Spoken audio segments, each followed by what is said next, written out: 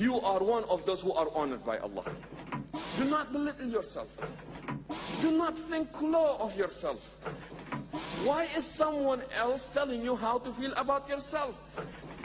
Change was never the result of the demand of the majority. The way you see yourself is going to determine how other people are going to see you.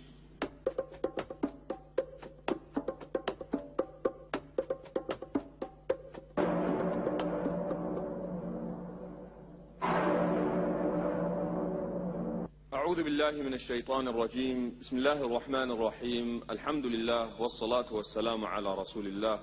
All praise is due to Allah, and may His peace and blessings be upon our beloved Prophet Muhammad sallallahu alayhi wasallam. I bear witness that no one is worthy of worship but Allah, and Muhammad sallallahu alayhi wasallam was His final messenger. Indeed, the best of speech is a book of Allah, and the best of guidance is the guidance of Muhammad sallallahu alayhi wasallam. And the worst of matters is to innovate in religion, and every such kind of innovation is a misguidance, and misguidance leads to the hellfire. Begin by greeting my brothers and sisters, saying Assalamu alaikum wa rahmatullahi wa barakatuhum. Allah subhanahu wa ta'ala says in Surah Al-Ma'idah, وَإِذْ قَالَ مُوسَى لِقَوْمِهِ يَا قَوْمِ اذْكُرُوا نِعْمَةَ اللَّهِ عَلَيْكُمْ. And mentioned in the book, when Moses said to his people, O my people, remember the bounties of Allah upon you, that He has appointed some of you as prophets, and He has appointed some of you as kings. وَآتَاكُمْ مَا لَمْ يُؤْتِ أَحَدًا مِّنَ الْعَالَمِينَ. And He has blessed you with that which no other people of your time were blessed with. يَا قَوْمِ ادْخُلُوا الْأَرْضَ الْمُقَدَّسَةَ الَّتِي كَتَبَ اللَّهُ لَكُمْ. O my people, go into the holy land that Allah has promised you. All you have to do is just go there. Just walk to the holy land that Allah has promised you. Their response was, قَالُوا يَا مُوسَى إِنَّ فِيهَا قَوْمًا جَبَّارِينَ. They said, O Moses, in it are men who are exceedingly powerful, and so long that they are there, we will not go there. Moses reminded them of the bounties that Allah gave them. Later on, he reminded them of a commandment that was given to them by Allah. And they said, in it are men who are exceedingly powerful. They are surrendering. So they are exceedingly powerful, and there is nothing that we can do about it. The same story was mentioned in the Bible, in a manner that does not contradict what the Quran says. However, there is an extra piece of information that is mentioned. They said, O Moses, in it are men who are exceedingly powerful. To them, we are like grasshoppers, and they see us as we see ourselves. They said, to them, we are like grasshoppers. That's what we think. To them, we are like grasshoppers, and they see us as we see ourselves. We've got a very important question to ask here. How do we see ourselves? How do you see yourself? Do you see yourself as a grasshopper? Or do you see yourself as, it may be difficult, but I can do it? This is what they mean when they say self-image psychology. When you look into the mirror, what do you see? When you think about yourself, what comes to mind? Do you feel inferior, ashamed? Or there is that pride and dignity where you say that I have a contribution to make to mankind, positive contribution to make to mankind. So what happens now is we've got to learn about this concept. It's an interesting concept. Self-image psychology. How do you see yourself?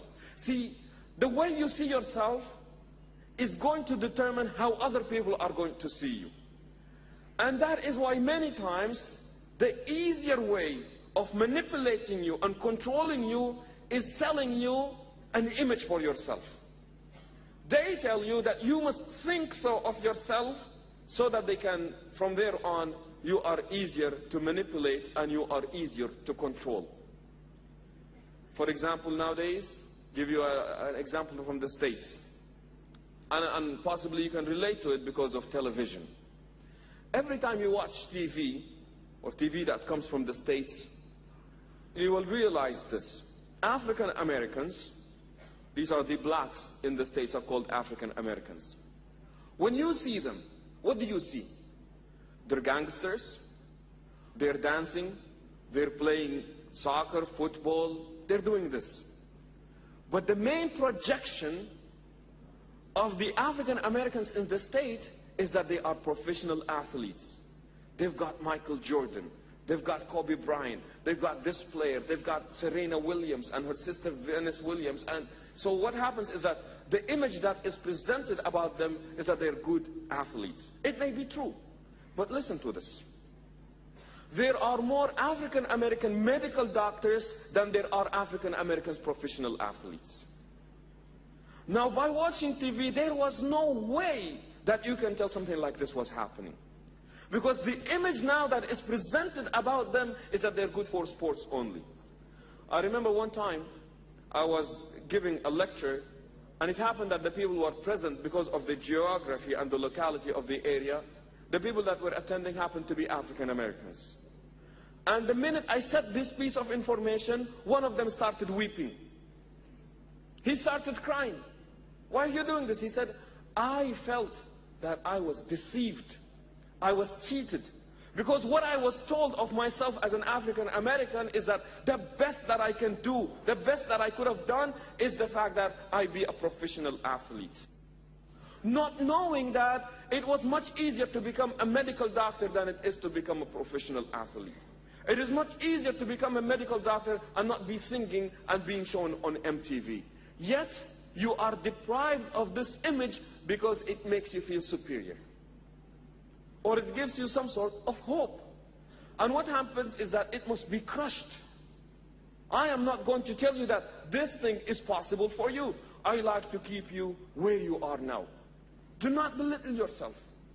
Do not think low of yourself. Do not have that inferiority in you, where you see some people up here, but then when you think of yourself, you see yourself down here. And usually they say that people who have, and the Quran refers to such kind of people as people with izzah, people who've got dignity. You know, in the Quran, Allah subhanahu wa ta'ala says, إِنَّ الْمُلُوكَ إِذَا دَخَلُوا قَرْيَةً أَفْسَدُوهَا. That when the kings arrive into a village or a locality, what do? They spread corruption. But in order to do so, there is another condition that has to go with it, and that is وَجَعَلُوا أَعِزَّةَ أَهْلِهَا أَذِلَّةً. But the people in that locality who've got izzah, who've got dignity and pride, they must be debased, because these are the people that are going to be problematic for us. And that is why when Allah speaks of Pharaoh, Fir'aun was mentioned 73 times in the Quran, in 29 different chapters. What does he do? The first thing that he does is that he makes the people with izzah, with dignity and honor, he puts them down. Their souls must be crushed. Because the minute that you feel that I can say no, then you are dangerous. You are dangerous. And that is why your soul must be crushed. I quoted a man by the name of Frederick Douglass.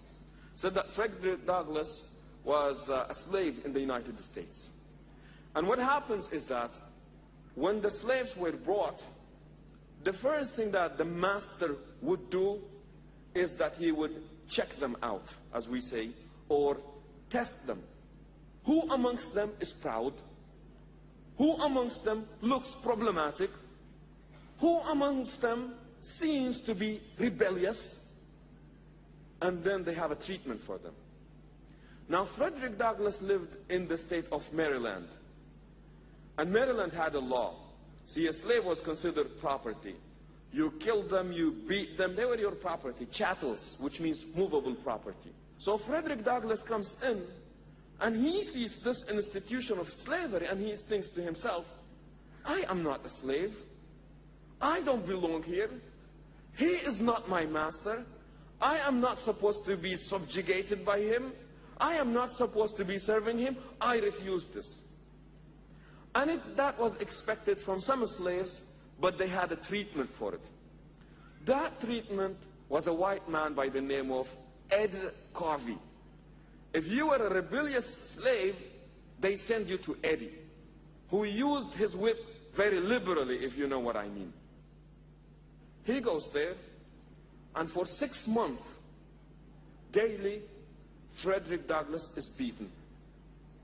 Every day, he is beaten. They would get him and they would just whip him. And the idea and the aim is to crush his soul, to crush his self-esteem and his self-pride, because that is very problematic. And then one day, in the words of Frederick Douglass, he said, I regained my self-respect. I did the unthinkable. What did he do? He fought back. The man is whipping him every time as a slave. When they whip you, you just surrender. You don't do anything. Because the state of Maryland had a law that said that any slave that attacked his honor, the master that is, his punishment was that he would be hanged, killed instantly. So now Frederick Douglass is here and he is being whipped for 6 months on daily basis. What does he do? He fights back, and the story goes on to say that he wrestled Ed Covey and he beat him severely. Then he said, that day I regained my self-pride. That day I regained my self-respect. I got my izzah back, and he said it felt excellent. Even though the consequences could have been that I might die, but like they say, if you cannot live proudly, it is time to die proudly. But you cannot live in the state of humiliation. So he said, I regained my respect back. Similarly also, change was never done because the majority wanted. The majority is always a follower. I told the story of the Sheikh that was invited to give a speech, and when he got to the place where he's supposed to be given the speech, not so many people showed up in the conference. So the organizers of the conference were not very happy with the turnout. Look, we've got this great place and very few people showed up, and we invited this man from such a long distance and very few people are showing up. They were disappointed. The Sheikh looked at them and said, do not be disappointed with your numbers. We are not looking for numbers amongst our faithful. We are looking for faith amongst our numbers. Change, be it secular, be it religious, was never the result of the demand of the majority. Rather, it was a committed minority with izzah that led, my brothers and sisters. If you do not think high of yourself, then there is really no contribution to make. You have nothing to offer. To begin with, you do not see yourself as a holder of rights. You do not see yourself as someone that has something to give. And that is why, Islamically, such a thing is not acceptable. Going back to the minorities, you know how African Americans in the state got their civil liberties back? One day, a woman by the name of Rosa Parks, she was sitting in the bus. Sitting in the bus, if you were black, you belong to the back, at the back of the bus. That's where you sit. That is where you sit because you were, at that point they were debating whether blacks were humans, 3/5 humans, some people said subhumans, some said equal humans but inferior, whatever it was. But the law, it was the state's law, that if you were black, African Americans, you belong at the end of the bus. That's where you belong. So one day, an old woman, Rosa Parks, she got on the bus and she said, you know what? Why am I sitting at the end of the bus? I pay as much as these people pay. Why am I sitting at the end of the bus? And what does she do? She goes and she sits in the very front seat in the bus. The driver sees this. Excuse me, lady. Back. You get back. Why do I get back? Very obvious, you're black. You get back, that's where you belong. She said, I'm going nowhere. Or like they say in the States, I ain't going nowhere. What do you mean you're not going? You're black, that's where you belong. She had so much self-respect, she refused to get out of that bus. African Americans boycotted the bus system and they had to change the law. Because someone, one person that happened to be an old woman, had so much self-respect and she said, I am not going anywhere. I belong here and this is where I am sitting. See, it is very important what we think of ourselves. Why is that? And listen to this one very carefully. We do not control what kind of thoughts come into our mind. But here is the thing. We may not be able to choose what kind of thoughts come into our mind, but we definitely make the choice of what kind of thoughts we want to dwell in. I may not be able to control it when it comes to me, but I have full control whether I continue with it or I do not. And here is the thing. They say, watch your thoughts. They become words. Watch your words. They become action. Watch your action. It becomes habit. Watch your habits. It becomes your character. Watch your character. That becomes your destiny. So now Islam tells you to begin with, watch out for your thoughts. As little as no sense we give it or no time we devote to it, but it is so powerful, it is so strong that it is going to determine your destiny. That is how strong your thoughts are. You know, whenever the oppressor wants to oppress, they make sure that the first thing that they do is that they dehumanize the person. Strip them away for this human dignity and integrity. And from there on, we go into exploiting, and we go into killing, and we go into the different things. And that is why Frederick Douglass used to say, SubhanAllah, this man, Frederick Douglass, if you ever get a chance to read his books and his writings, please do so. Frederick Douglass, remember, this is a slave. He is a slave. And he had this so much passion, longing for freedom. What does he say? He said, the soul within me, no one can degrade. You can tell me that I am a slave, but it is not what you think of me that is important. What is important is, what do I think of myself? For the soul within me, no one can degrade. And that is why they say, no one can make you feel inferior without your consent. Can I force you to feel inferior? Can I really do that? I cannot. I can talk, I can tell, but the minute you feel inferior, it was by choice. Because people cannot do that. People do not have that much power over us. And that is why, my brothers and sisters, we cannot be ashamed of ourselves. We've got a contribution to make to humanity. And in order to make that contribution, you must see yourself as such. You know, in today's world, it is very interesting how people are told to feel about themselves. A lot in the West, it has to do with your physical appearance. If you look good, you are right, you feel good. And they emphasize good looks. And they say, look better, feel better. And images are sold. Where women in the US, one of every 4 girls who are in the 4th grade have some sort of eating disorder. Be it anorexia, be it bulimia, or whatever it is. Because TV told them they're too fat. You're overweight. You know, in order to be acceptable by us, you must be 120 pounds. Preferably, they have a figure 36, 24, 36. If you do not fit that figure, then you are not beautiful. And people work so hard. Women work so hard, so unbelievably hard to fit the image that was given to them. And I ask, to begin with, who put that image as the standards? Who said 120 pounds are not good? In Africa, it's 220 pounds that are good. But I really have a problem with that. Who is setting the standards? And why are you falling into these standards? Why is someone else telling you how to feel about yourself? That is so much power to give to other people. But people do this. I remember when I was in high school, I had a classmate.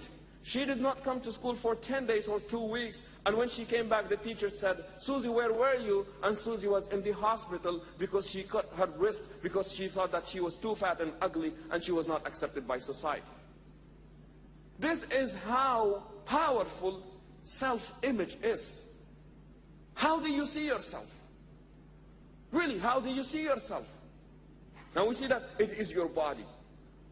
You know, plastic surgery is in the rise nowadays, especially in the West. You've got people that come from Asia, and they've got, smaller eyes than the average. Well, they've got smaller eyes, let's say. And they come in, and one of the things that they want to do is that they want to widen their eyes. Because that is what is expected generally to be beautiful in the States.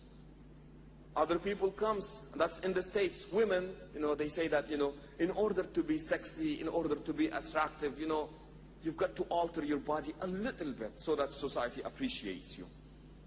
So now what do they have? And it's a booming business, breast enlargement. I remember one time during a cartoon, see, we have a lot more commercials in the States than you do. During a cartoon is a show for kids. In it there was a commercial, and cartoons are usually watched by kids. It's little children that are watching it. In it there was a commercial about breast enlargement. Because now what society respects or what society adores is this type of a woman. One time the Gap company, they had a skirt, a jeans skirt, and it was designed for 10-year-old girls. And the jeans were unbelievably short. They were so short that some of the parents, they approached the Gap company and they said, these jeans are very short. Why is that? And the marketing department of the Gap company said, we want to teach younger girls how to dress sexy. So the next time when I see this girl, the 10-year-old girl, they do not want me to see an innocent 10-year-old girl. They want me to see a sexy 10-year-old girl. But that is the image, again, that is sold to people. That's what you do. I have a lot of interest in studying sociology and you know how things are changing. So one day, I am watching Oprah Winfrey. You probably know about her. She has a talk show in the States. And the talk show was about, is your dress appropriate for your age? Now that's to women. Said, is your dress appropriate to your age? So what they did is that they stood in front of the mall, like your Spencer here. Mall is, where they have the shops for clothing and what have you. And a woman would pass by and someone would have the mic and they would say, excuse us, or excuse me, how old are you? And the woman would say her old, and then they would see whether she was dressed properly for her age or not. But here is the conclusion. And here is the advice that was given to the women. They said, if you are under 35, show your thighs, meaning that miniskirts, that's good. If you are between 35 and 45, show a little bit of cleavage. If you are over 55, then we recommend that you show your arms. If you are over 60, then show a lot of neck. And then it concluded by saying, women, if you dress too conservatively, you become invisible. And who wants to be invisible? But now, here's what they're saying. They're saying that if you fit the standards and the criterion that we put for you, then you are doing good. Now, people with massive inferiority complex, what they do is that they want to follow whatever is being dashed to us from out there. It's an ever-changing culture, but somehow the belief is that if you become a little bit closer to them, then at that point you are making progress. In the 1950s, Western women, when they saw Indian women wearing the sari, and I think that's how I say it, I think, wearing their sari, what happens is that, the dress is that women would show their belly button. Now, these women in the West in the 1950s or 60s, they said, oh, that is so uncivil. Them crazy women, how are they going around, showing their belly button? Today, that is the fashion in the West. You go around and you show your belly button. But the question is, who is putting these standards out there, my brothers and sisters? In Islam, your body should not be making a statement about yourself. Your body is not to be used as a vehicle to make statements about you. You make statements about you and not the way you look. I'm in contentment, alhamdulillah, with the way Allah created me. And that's how I like it. If Allah said I look this way, mashallah, then I'm happy with the way that Allah made me. That's where it ends for a Muslim. However, there is also things that tell us, you should feel good about yourselves if you have money, position or possession. And the way they do commercial is, let Lexus speak for you. I don't want a piece of metal speaking for me. I want to speak for me.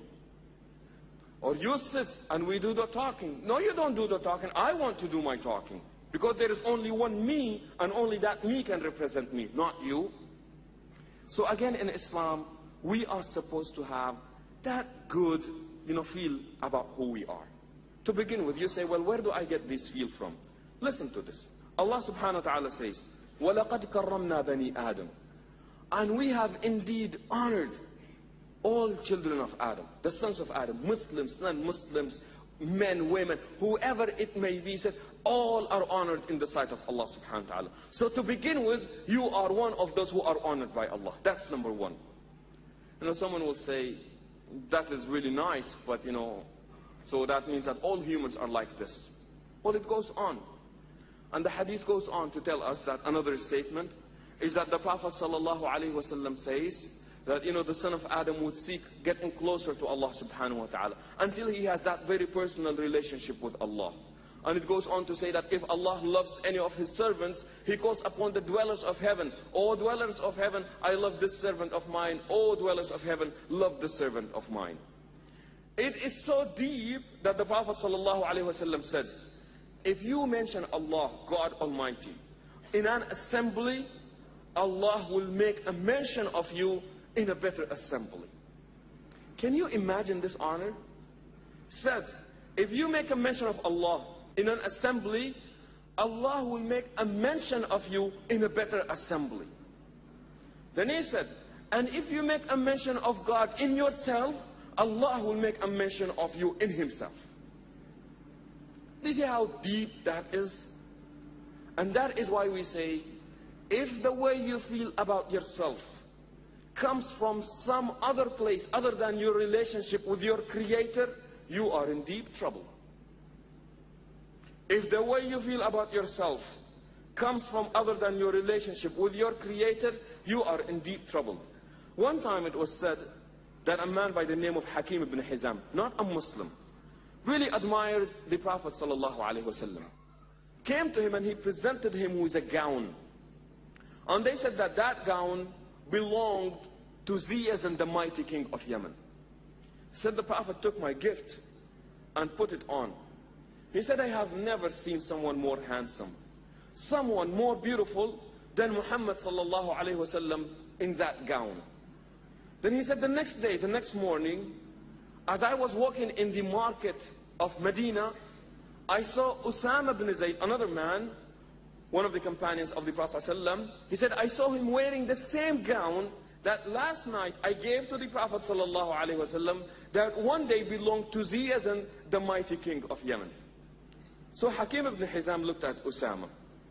And when the scholars of Seerah, history, describe Usama, they say, وَكَانَ أُسَامَةُ دَمِيمًا. Usama was an ugly man, they say. Beautiful companion. But they said that physically he was an ugly man. And they described this by saying he had very dark skin, he had very deep eyes, thick lips, and he had very flat nose. Now this is not to say this is what makes someone beautiful or not beautiful, but this is how he was described. So he looked at him, and his father happened to be a former slave. So Hakim ibn Hizam looked at him and he said, Anta ya Usama? You Usama? You are wearing the gown that one day belonged to Ziyazan, the mighty king of Yemen? See, what is implied in that statement is, look, you're black, your father was a slave, Ziyazan was a mighty king, and today you are wearing his gown? What does Usama say? Really sorry, I just happened to be there and the Prophet gave it to me. He looked at him and with pride he said, Wallahi ana khayrun min Ziyazan. By Allah, I am better than Ziyazan. Wallahi inna abi khayrun min abi. And by Allah, my father is better than his father. Wallahi, by Allah, my mother is better than his mother. For I and my family confess, La ilaha illallah, but that king of yours never said La ilaha illallah. And the idea is, where do you get pride from? What is your source of pride? You feel all good about yourself. You may be full of yourself. But the question is, where do I get that pride? And in Islam we say it comes from two things. Our relationship with Almighty Allah And number two, our contribution to humanity. If you have a good relationship with Allah, it must be translated that you must be positively contributing to humanity. So that we said, people talk about pride. What is pride? Pride is when you see yourself as a holder of rights and has some contribution to make to humanity. So if you're proud of yourself, if you feel good about yourself, then we want to see some contribution to humanity. Because if you do not feel good about yourself, my brothers and sisters, you can be crushed. Let me give you an example. Domestic violence. Women who are beaten by their husbands, Muslims and non-Muslims. And we see a lot of it. I told the story, sometimes we do this in the name of God. In the US, a woman was presented in court. She had broken ribs. She had a broken nose. And when the husband was asked, why did you do this? He said, God gave me permission in the Quran. But anyways, let me tell you what happens to these women. Now these women, they go to emergency rooms with broken ribs. They come to it with broken noses. Sometimes they're kicked in their stomach to the point where their kidneys rupture. You know what is interesting though? An average woman who is in an abusive, physically abusive relationship, such as in marriage, it takes her an average of 12 to 18 years to say this is enough. It takes a woman who is physically abused an average of 12 to 18 years to walk out of that relationship. And you would say, why is it taking her so long? I mean, if he's done it once, twice, or 3 times, that's an indication that you should be walking out. But what happens is that in the process, it's not only the physical abuse, but along with it, the soul is also crushed. So at that point, and it is so interesting because when these women come into counseling, so what happened today? Oh, it's all my fault. I should have cooked dinner in time. Or I should have given him a hot meal. Or I should have cleaned the house before he comes. What happens now, the oppressed is now seeing himself as the one who is at fault and not the oppressor. Because their feel about themselves was so crushed to that point. And again we say, my brothers and sisters, as Muslims, self-pity does not exist. Helen Keller, an American author, she was deaf. She was mute, could not speak. And she was blind. What does she say? She says the following: self-pity is our worst enemy. And if we ever yield to it, we will never be able to accomplish anything wise in the world. Feeling sorry for yourself. Feeling that you're not worth it. That is why the companions of Muhammad sallallahu alaihi wasallam taught us that, there has got to be something about you that speaks for you. In Islam it is haram to be begging if there is no need for you to be begging. You just do not become a beggar. Well, one of the attributes of God is that He is Al-Ghani, the self-sufficient. So now I derive one of my attributes, one of my character is that I am self-sufficient. It may not be a lot that I have, but if it suffices me, then that makes me feel good about myself. I don't go around begging. It was also said that the Prophet ﷺ once took an allegiance with people, and he said, do not ask for anything. He said, if you can help it, do not ask. They will be mounting their camels or their horses. Their whip would fall down. There are other people around them, they can say, would you please hand me that whip? They would not do it. They would come down because they took an allegiance with the Prophet that they would not ask people for anything. And again, part of crushing your soul is that when people have a say over your sustenance. Gave the example about interest and how that can crush souls and it can crush communities. The government in Uganda, Central Africa, spends the equivalence of $2 per citizen on health care. The same government spends $11 on debts and interest per citizen. How do you expect that government to come up? How do you expect that country to recover? But the idea is we are going to do whatever it is to take to bend your self-pride, your self-esteem, and your dignity. So my brothers and sisters, feel good about yourself. But see, feeling good about yourself is not a statement that you say. These actions. And that is why, again, the Prophet ﷺ would teach us about, character. How do you build a character that makes you feel good about yourself? So you can say it, but it may not be real. It may be very, very empty. And we live in a time where there is so much emphasis on appearance, but not on essence. On outside, but not really in the inside. Give you an example. Today in the world, we keep asking for more. In reality, we are getting far less. But we are told that it is more. We have more food, but less nutrition. We have more medications, but less wellness. We have a lot more conveniences, but we have less time. We have a lot of possessions, but we have less value. We may be getting a lot of income, but we are ending up with less. Yet we are told that it is really more, and in reality, we are really getting less. We all long to buy a house, but very few of us are building a home. One time a father said to me, last summer I gave my son, who is 18, I gave him $15,000 to go into the stock market, buy and sell stocks, so that he learns how to make a living. And I said, that is very good. At a young age, you are teaching your son how to make a living. I wonder if your son knows how to make a life.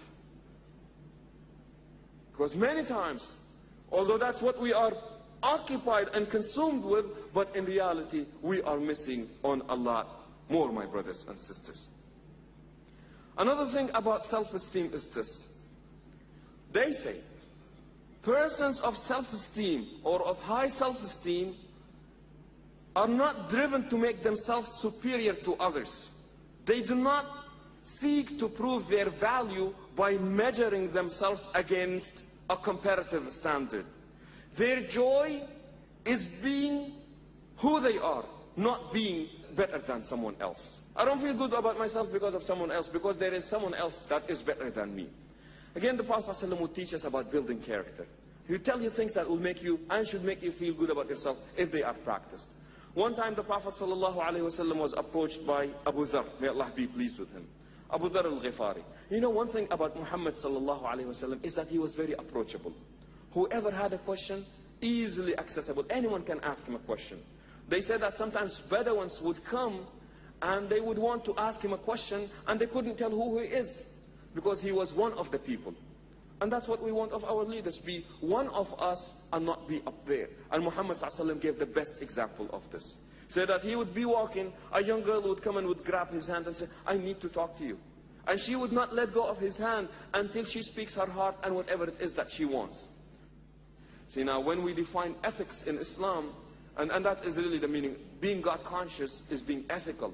However, the way we define ethics is by saying ethics is what you do when no one else is looking. Because you can be ethical when people are around you. So now, what happens is that the Prophet ﷺ says, do what is right, regardless whether people are looking at you or they are not looking at you. So what happens when you do that right, although you were in privacy, you feel all good about yourself.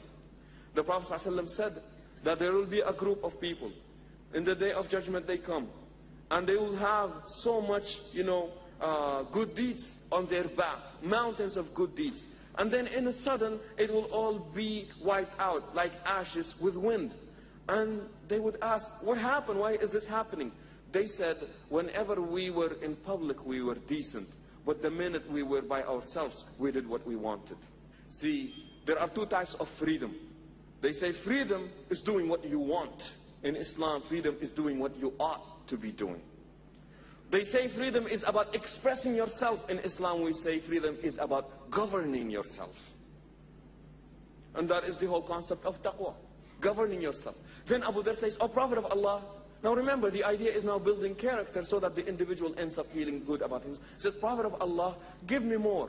The Prophet ﷺ said, "Alayka bi Dhikrullah wa tilawatil Qur'an," said, make sure that you are in remembrance with the book of Allah, in good contact with the book of Allah. And when we speak of Qur'an as being a book of barakah, it is not the mere utterness, the mere, just the mere recitation of the Qur'an that brings the barakah. It is following what the Qur'an says that brings the barakah. The Prophet ﷺ said, وَكَمْ مِنْ قَارِئٍ يَقْرَأُ الْقُرْآنَ وَالْقُرْآنُ يَلْعَنُهُ. And how many people will be reciting the Qur'an and at the same time the Qur'an is cursing them. Because they're reciting one thing, but they're doing something else. So there's got to be consistency of what you're doing. Prophet of Allah, give me more. And the Prophet ﷺ would say, لا تكثر الضحك فإنه يميت القلب ويذهب نور الوجه. He said, do not laugh excessively. It kills your heart and it takes the dignity away from your face. Now remember, Islam is not against you having fun. He said, but have a serious life. Feel the pain of other people. Have your times of joy. But make sure that you feel the pain of humanity. How is it that we can be feeling good and having fun all the time and our next door neighbor is suffering? How is it that as a nation we can be spending money here and there, spending more money on missiles than we do on butter, more money on bombs than we do on books, yet other people are suffering and humanity is suffering? Such a thing is not Islamically acceptable. It's so funny, people have gotten so good with it that nowadays they're speaking of special kind of weapons. And they said these weapons are so good, they kill humans, but they save the buildings. This is how good these weapons are. They save the buildings, but they kill humans. Have an element of seriousness in your life. Feel what other people are feeling. The Prophet ﷺ said that, Allah would be talking to one of his servants and he would say, "Oh my servant, I was sick, but you did not visit me." And that servant would say, "How do you get sick and you are the Lord of the worlds? How does that happen?" And Allah would say, "Did you not know so and so person was sick and you did not visit them? Had you visited them, I would have been there." And then you say, "I was hungry, but you did not feed me. How do I feed you? And you are the Lord of the worlds." And he would say, "Did you not know that so and so person was hungry and you did not feed them? Had you fed them, you would have indeed found me there." And again, the beauty of Islam, my brothers and sisters, is in implementing it. If what we believe in does not impact how we behave, then what we believe in is not important. It is not important if we do not act upon it. Then he says, "Prophet of Allah, give me more." You eliminate oppression. You are in jihad. Martin Luther King said it so beautifully. He said, if you did not find a cause that is worthy of dying for, then your life is not worth living. If you did not find a cause worth dying for, then your life is not worth living, he would say. And then he said, "Prophet of Allah, give me more. I want to learn more about, these things." And remember and just imagine the seriousness, the pain that you feel for people, the fact that you are having this good relationship with the revelation of God, the fact that you're God conscious, and see how does that impact yourself. How does that make you feel about yourself? Be good to people or be good to your relatives even though they may not be good to you. And it's so sad that nowadays you hear it. I have not spoken to my father for 7 years. And that brother of mine, if I see him, I am going to kill him and strangle him.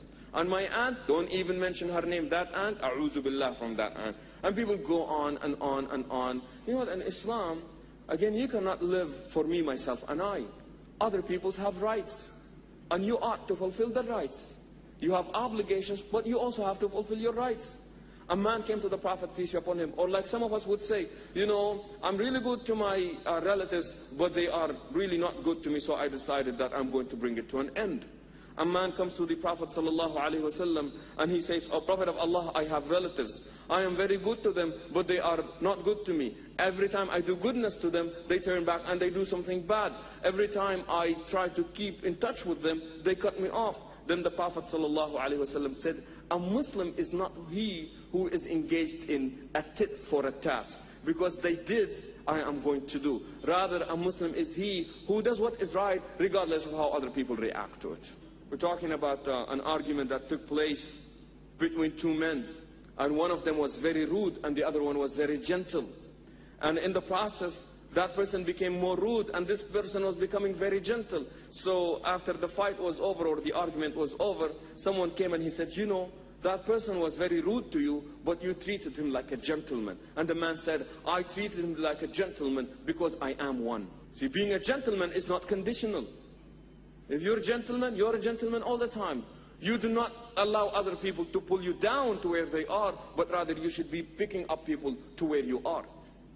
You know, with all due respect to our good friend the bishop here, whenever Christians speak of Christianity, the word love always comes up. And there is this love element that is always equated with Christianity. Rightly so. Jesus, peace be upon him, taught love. Muhammad sallallahu alayhi wasallam, also of that line, taught love. And for some reason, I don't know what it is, for us Muslims, there seems to be, you know, as we act and behave as if love is not really part of the religion. Did you know that the word love was mentioned over 92 times in the Quran? One of the names of Allah is Al-Muhib, the one who is loving. In fact, one of the conditions if you want to go to paradise is that you must be a loving person. The Prophet ﷺ said, Wallah, he said, by Allah, Wallahi la tadkhulul jannata hatta tu'minu. By Allah, you will not be admitted to paradise unless you believe. Wallahi la tu'minu hatta tahabbu. And by Allah, you are not believers unless you love one another. A man walks by him and the Prophet ﷺ stops him and he says, Atuhibbu an tadkhul al-jannah? Would you like to be admitted to paradise? And the man says yes, with a big smile on his face. And then the Prophet ﷺ gives him the golden rule. إِذَنْ فَحْبِبْ لِأَخِيكَ مَا تُحِبُّ لِنَفْسِكَ. Then love for your brother that which you love for yourself. What do you love for yourself? And there is a challenge here, my brothers and sisters. In the Quran we are told, لَن تَنَالُوا الْبِرَّ حَتَّى تُنْفِقُوا مِمَّا تُحِبُّونَ.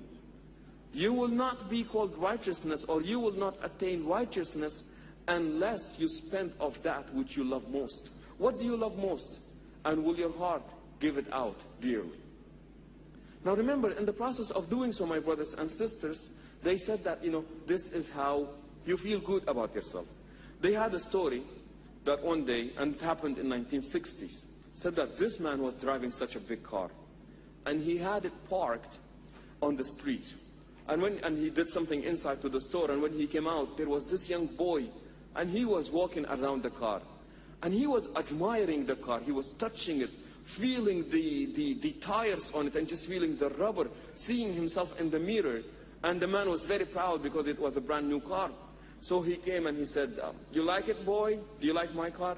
And he said, oh, sir, it is a beautiful car, sir.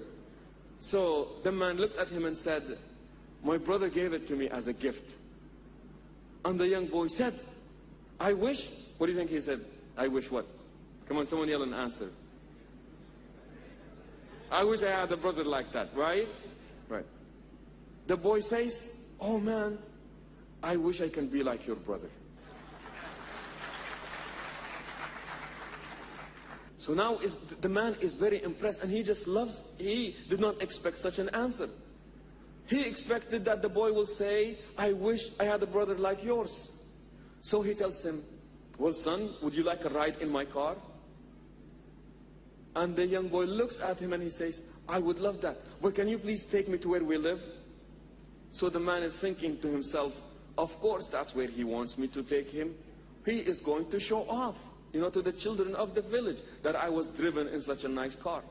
So they go there and they stop. And when they stop, he said, sir, can you please wait for a few minutes? He says, okay, fine. He's probably going to get his friends to come and see, you know, what kind of a car he was in. So he went there, and he said, I saw him from a distance coming back, but he was not walking very straight. He seemed like he had something that he was carrying on his back. And when they got closer, he placed his brother on the ground. His brother was crippled. And he looked at him and he said, brother, one day I am going to buy you a car like this one. But see, that is the beauty, and that is why our beloved Prophet Jesus, peace be upon him, used to say, blessed are those who give. There is more blessings in giving than there is in taking. My brother, see, when you do this, when you really go out there and make a difference, sometimes it just can be, subhanAllah, you never know what it is. A word that can change, lives of people. Something that someone said to you, and it will be so unbelievable. I was once told they had a boss in one of the companies in the US. He once gathered his employees. Actually, before that, a young man came to him and he said, "Sir, we are doing this research at school. I would like to give you 3 cards, but you have got to pay me $10 for it. I'll give you 3 cards, and the cards, it's just the word, I love you. And you have to you have to take one for yourself and then sell the other 2 cards for $10, and then you go like this." So he said, I paid the $10 and I took the 3 cards. I called one of my employees and I explained the school project to him, and I sold him the 2 cards for $10. And he went on and he sold the other 2 cards to someone else. So he said, I held the card in my hand and I said, whom do I give this card to? Whom do I give it to? So he said, I went home and I called my son. So what happened is that he said he went home and he called his son. And he said, you know what, son? Really have not spent a lot of time with you. But I've always wanted to tell you this, and today I think I have a good opportunity to tell you this. And he handed him the card that said, I love you. So the son looked back at his dad and he said, you know what, Dad? I want you to come with me. And he took him upstairs to his room. And he showed him a pistol. What do you call a pistol? Like a gun. And he said, Dad, I hated you so much that tonight I have made up my mind that I was going to kill myself. But it was this action that made the difference. Many times, that is never there. The Prophet ﷺ would say, if you love a brother of yours, then make sure that you share that with them. It is so sad that nowadays we have to teach people how to love. Love is so easy, but we have to teach it to people. And hate is so easy. Everyone is hating. We have to justify our love, but there is nothing wrong with our hate. And Islamically, my brothers and sisters, that is not acceptable. It is sufficient to call you a sinner that you get mad at people for that which you yourself, you are guilty of. And many times that happens. We are guilty of it, yet we think that we can criticize other people for it. Yet we ourselves, we are guilty of it. We do it all the time. Oh, I cannot believe the way he talks to his wife. Or I cannot believe the way she talks to her husband. But then we never really see how do we do that with one another. Yet we get mad at people for doing it, and we ourselves, we are in that boat. That inconsistency, the moral double standards, where it is okay for me to do, but not okay for other people to do. Sometimes we, as a Muslim community, collectively, we are guilty of this. Or we are so against France for banning the hijab, the headscarf for women. But we don't say anything when Tunisia and Turkey, they banned the hijab. Or we are so mad at the way Ariel Sharon, that Zionist thug, treats the Palestinians, but we say nothing as the way other dictators treat their Muslim fellow humans or fellow citizens. We are so mad when this happens, yet there is nothing wrong when we or some of us do it. That inconsistency, my brothers and sisters, is not Islamically acceptable. If it is wrong, you need to say that. It is wrong. The culture of silence has got to be broken, because the worst type of betrayal is silence. He who sees wrong and does not say anything about it is a mute devil. You see it, do something about it. You claim to have izzah as a person with dignity. You are the person that can say no and point out the wrong, but you don't do that. And again, the teachings of Muhammad sallallahu alaihi wasallam is to liberate you, make you a person of dignity and integrity, so that you feel good about yourself. The minute you start feeling good about yourself, you have something to share to humanity. Very quickly, the way we talk to our spouses, the way we talk to our children, must be one of encouragement. The way you talk to children, we are always putting them down.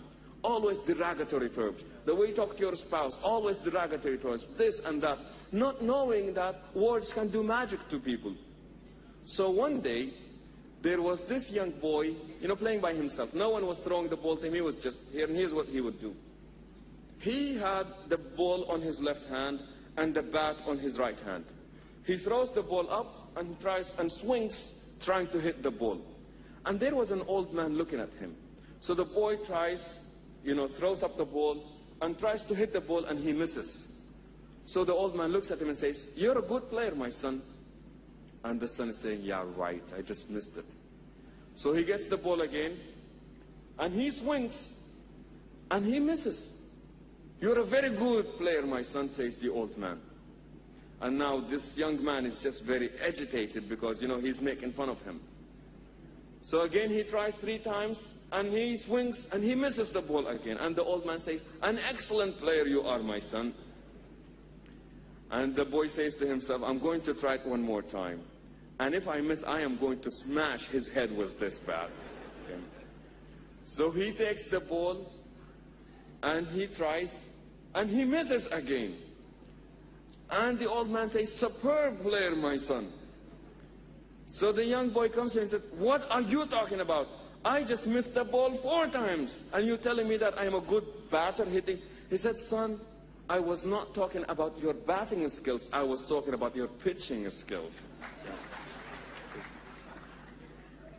But that is really the idea, my brothers and sisters.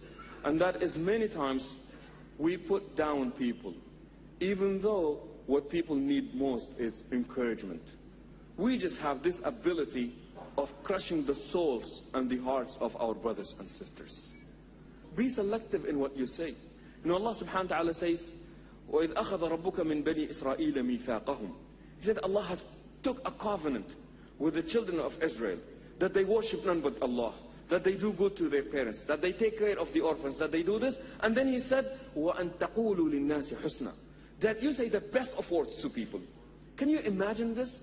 In the same line of worship Allah, be good to your parents, one of the covenants, one of the conditions of that covenant is that whenever you speak to people, make sure that you say the best of words. Very selective in what you say to people. Because words have that ability to crush our souls if we are not very careful. What happens to a sister if she gets divorced? How does the community see a divorced sister? It is so sad that in our cultures, a divorced woman is an unwanted woman. She's almost an outcast. And if she's a little older, then her chances of getting remarried are almost close to 0. And if she has children, you can forget about it. But now they are being put down, where again souls and hearts are crushed. Just another human being. Maybe the previous relationship did not work out, and people are not even interested. Why? The guy was the drunk, he was an alcoholic, he was abusing her, he was this. People are not interested. And they use some of the worst words to describe them. She's a second hand, I don't want her. She's being used, I don't want that. You can't be saying this. Do you know what kind of impact or what kind of does that leave on them when they hear something like this? I was once invited to a retreat, and all the people that were in the retreat, about 120 of them, they happened to be AIDS or HIV patients. And they invited, different religious leaders to come and present their religious point of view as far as the concept of forgiveness is concerned. And I went there. I was the only Muslim. It was organized by a church. Something that I really admired about the organizers of that church, because they reached out to a community that is so forgotten, so outcasted and ostracized. So I went there and they said, we want you to talk about forgiveness. And as we are chatting, people said, there was a statement, whom do you need to forgive? Or are you having a hard time forgiving some people? And they would all say, you know what? I am having a hard time forgiving my family. I have a hard time forgiving my friends. I have a hard time forgiving humanity. Because of this disease, no one wants to talk to me. My family disowned me. Now again, regardless of how people contracted that disease, they are still part of the holders of human dignity and integrity, but we are putting them down. How about the people that came to Islam? Our revered brothers and sisters. Do we see them as full Muslims, or do we see them as almost Muslims? Does the community respect them as much as we do with everyone else? Or you know what? They are not as good as the others. Not knowing that it takes a lot more courage to say, what I was doing was wrong, and now I am to have to restart my life. We don't give them enough credit, my brothers and sisters. What about reaching out to them? And all the downtrodden, the forgotten people of our community. If you are feeling good about yourself, and you should be, then that should be transformed in the form of actions to other people in our community, my brothers and sisters.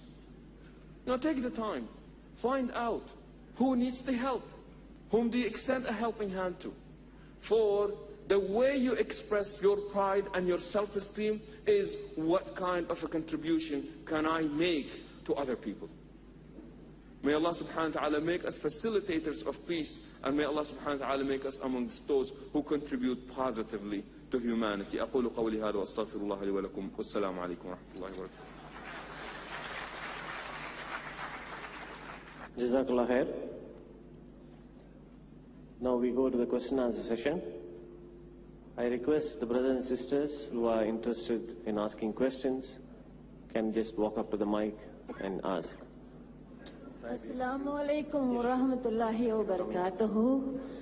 Do we get sawab if we mention sallallahu alayhi wa sallam after the Prophet's name?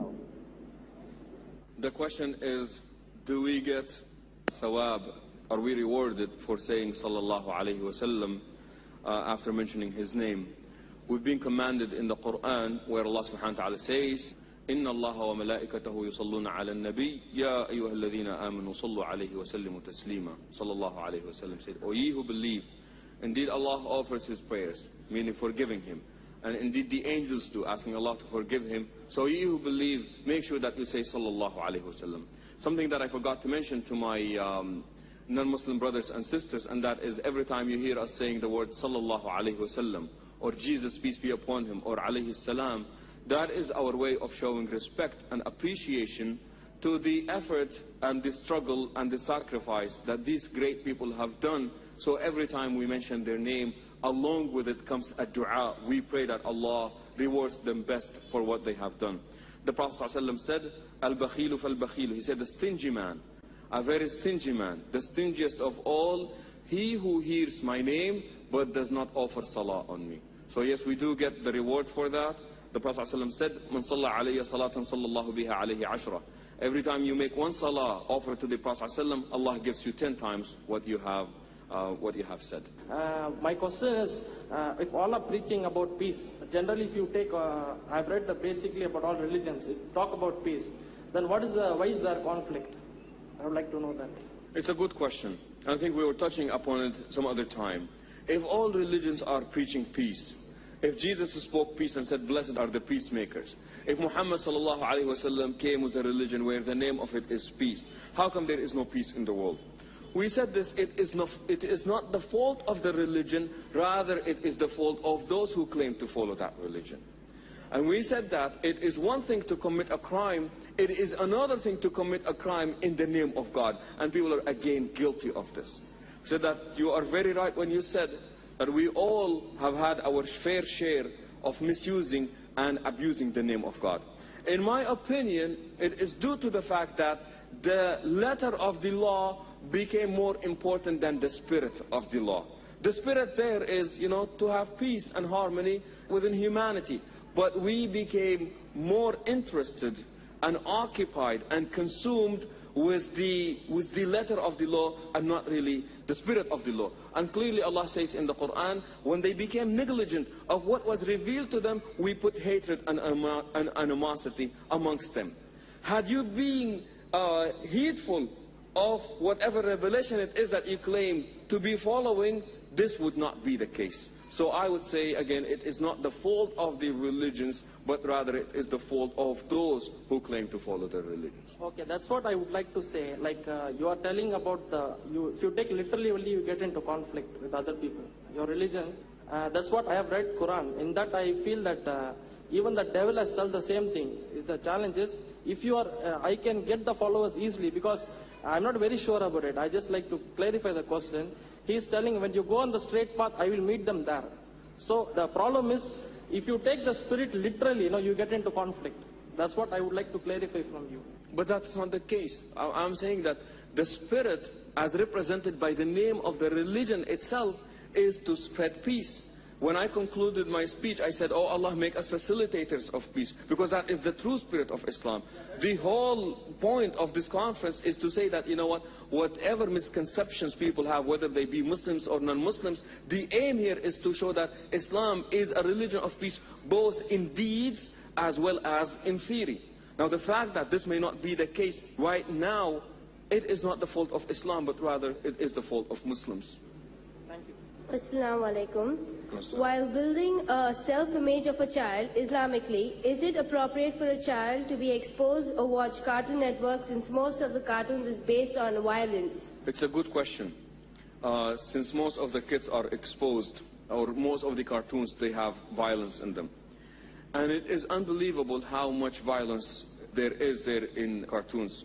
One time I remember I was visiting my sister, and her son, my nephew, was very busy, playing a video game.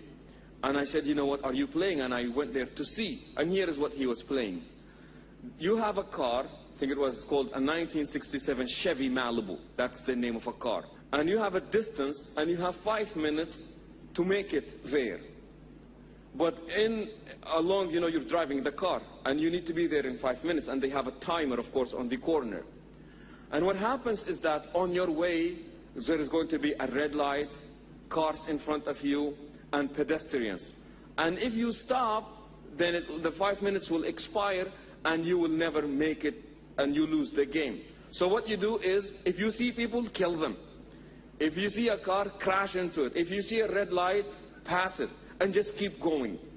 And in the process, I'm saying, and there is so much excitement as he is playing the game, crashing into people, into cars, and just moving on. And you see blood gushing all over the screen. And I said, what is happening here? And I say, not now, not now. I am excited doing this. But there is a lot of violence in some of the cartoons and some of the video games that are shown there. Now, it is very easy to say the word haram. The challenge is not in saying haram. The challenge is in finding alternatives. See this? The challenge is not in saying haram, but rather the challenge is in finding alternatives. And my opinion with regard to television is that television is a tool.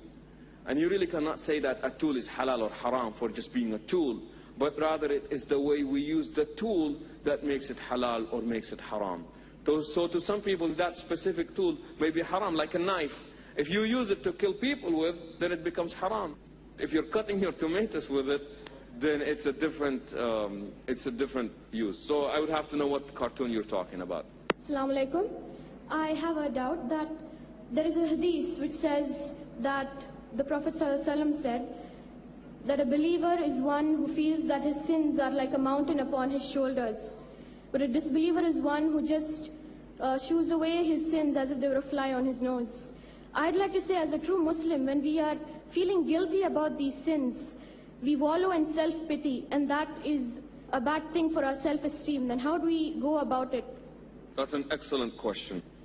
And it is very true that some of us, when we look into our sins, I have done this, and I have done that, and I have done this, and I have done that, it crushes our souls. We as human beings, the Prophet ﷺ said that every human is going to make a mistake. And the best of those who make the mistakes are those who repent back. Doing of the wrong, like perfection is not expected of us as Muslims. Doing wrong is one thing. Insisting on doing the wrong itself, that is where the wrong is. Like they say, you are not a failure because you fell down, you are a failure because you decided to stay down.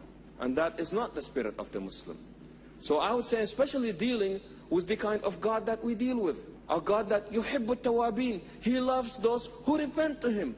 A God that your bad deeds are changed into good deeds. What happens is that when the Prophet ﷺ makes these statements, he is urging a sense of responsibility on our part. You know what? I have done a lot of mistakes. I better be serious from now on, for I will be doomed if I do not take care of the past mistakes that I have done. So the idea is not to crush ourselves, that we pity ourselves, but rather it is to show humbleness and humility in the presence of Allah, that, oh Allah, I have sinned, but I am in my recovery period. And the Prophet ﷺ said, whatever you have done in the past, tawbah, repentance, will take care of it. But never allow your previous mistakes to hinder you from moving forward. And they say that the people who made the greatest mistakes are the people who did nothing because they thought that they can do very little. I have a doubt. Many people say that if you have good deeds lower and the bad deeds more, and then you go to hell. And then some people say if you have little of iman and don't do shirk, you go to Jahannam. May I know the correct thing? What's your name? Salman. Salman, how old are you? 10. 10, mashallah. You know, when I was your age, I was 10 too. Mashallah. Very, very good question. Salman is asking, remember what we said the other day. Some people say this, some people say that. In Islam, it is very clear. If you say that I believe, you cannot just say that I believe and that is the end of it. You have got to do good deeds. Let me ask you this, Salman. If I tell you, Salman, I love you, and then I slap you on your face, that will not be nice. Will you believe me when I say I love you? And then I say, you know, Salman, I am really sorry. And I slap you again. And then I say, Salman, I am really sorry. And I slap you again. I am saying one thing, but I am doing something else. So it is not what I say, it is rather what I do is really what I'm saying or not. So if I say that I have iman, there has to be a proof for that iman. If I say I love you, then I have to do things that shows that I love you. If I say that I have iman, I have to do things that show that I have iman. And these things that we do, these things that we show, they are called amal salih, righteous deeds, good deeds. These deeds can be either to ourselves, and these deeds must also be to other people, to the rest of creation of Allah. So I would say iman is good, but by itself, it really will not help you. Good deeds are good, but without iman, it will not help you. So in Islam, we believe that it has got to be a combination, like two things. Your beliefs, and then also your deeds are not one without the other. You know, Salman asked a very good question. Can you please give him a big hand for that? Assalamu alaikum. I want to know what exactly dawah means. We have to respect human beings, which is very important. Doing some important things for them, being nice to them. Does that mean dawah, or does it mean that we have to invite them to be Muslims, like to follow the one God and things like that? It's a good question. Let me put it this way. The term da'wah is derived from the root verb da'a. And da'a means to invite. So if I have, let's say, I have an occasion, I send you a card, and I put it in such a language that I expect you to come. And if you do not come, you will apologize nicely. That is called da'wah. Okay? So it's me informing you of something good that is taking place. I am saying it in such a language that you will either respond and come to the invitation, or you will apologize for it nicely. So imagine this. It's a da'wah, right? It's an invitation. And I come to you and I say, you know, my wife has cooked a lot of poison today. Would you like to come and have some? It's a da'wah. It's an invitation, but no one will respond to it. So what happens is, in the process, what I tell you must be attractive for you to either appreciate or, you know, not, at least apologize nicely. And remember, when we are dealing with non-Muslims, our job is not to convert. See, if the person feels that you are doing what you are doing so that you convert them, they're going to be very irritated by this. And that is not the behavior of a Muslim. You are giving people, you know, you're just making them aware. You are conveying and you are not converting. You are not convincing, but rather you are bringing about understanding. This makes you very comfortable, and it also makes them very comfortable. And da'wah, by the way, is not only words. You know, many times it's just what we say, No, you are doing da'wah simply by being who you are and representing your religion, your character in the best way that you possibly can. That is da'wah. Many times we feel that I am not doing da'wah because I am not talking Islam. Well, stop talking Islam and start doing Islam, and that makes it more attractive than just, talk and talk and talk. And also the way we do da'wah, it's got to be with wisdom, and also keeping in mind the dignity and integrity of that individual. There was a hadith here that I wanted to go over with. Where the Prophet ﷺ said that the Muslim is the mirror of another Muslim? It's an absolutely fabulous hadith. It's a very short statement, but there is so much wisdom in it. Let me ask you this. When was the last time you stood in front of the mirror and you were not looking very good, and the mirror slapped you and said, "Get out of here, you don't look very good"? The mirror usually does not do that. The mirror gives you your shortcomings and it does not say a word. Right? That's what the mirror does. You are consulting the mirror, and the mirror is answering back in a very beautiful way. And the mirror is so fair. There is so much adl, fairness and justice in the mirror, because it does not fool you. Rather, if it's beautiful, it's going to say it's beautiful. And if not, it's going to say it's not. But it does it in such a way that you cannot refuse but to accept it. The more you look into it, the more complete you become. But that is part of it, and that is when we are giving da'wah, we ought to be giving it, be it to Muslims or to non-Muslims. When we do it in such a fashion that will make it more acceptable by people from us. And the Prophet ﷺ did it in the best of ways. Be it in what he said or how we behave. But keep in mind that if you think that you are going to save these people or you care for them, then you want to do it in such a way that reflects that, and not only words that we keep in our, in our head. Alhamdulillah. Sheikh Yassir, Jazakallah. I would like to know how to be away from nifaq and how we can apply sincerity intention in our life, inshallah. Jazakallah. The question is, how do we keep away from nifaq or hypocrisy? What happens is that in Islam, it's not enough that you do good deeds. The motive behind them must also be good. It's not enough that you do good, but the motive behind it must also be genuine. Why do you do what you do? Some do it for fame. Some brings glamour. To others it brings money. To others it raises position or possession. In Islam, you do goodness for the sake of goodness. And to put it in very few words, they say, أَنْ لَا تَطْلُبَ شَاهِدًا غَيْرَ اللَّهِ وَأَنْ لَا تَنْتَظِرَ أَجْرًا مِنْ غَيْرِ اللَّهِ. He said, when you do what you do, seek no witness but Allah, and wait for no reward but from Allah. That is what happens. And that is part of being cautious and being mindful of Allah, that I do what I do because it pleases God, and not necessarily because I will have some worldly gain from it. In the process, you may receive worldly gain, but that was not the initial motive behind doing what you are doing. And that adds an ethical value to what you do. It really does. It adds an ethical value to our deeds, and it is not just mere actions, but rather they're very genuine and they're very ethical. Sister, please.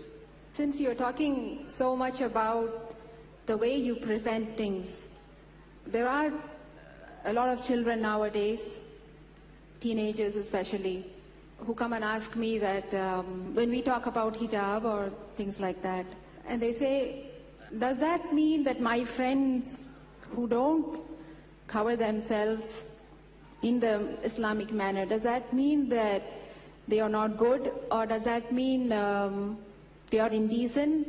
So how are we supposed to present things to them in a nice way? Again, good question, mashallah. Remember, as Muslims, we are not judgmental, especially with the appearance of the individual. And please do not misunderstand me on this one.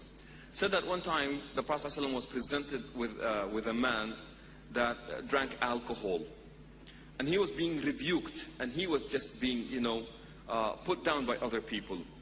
And then the Prophet ﷺ, and he was just drinking all the time. This was not the first time.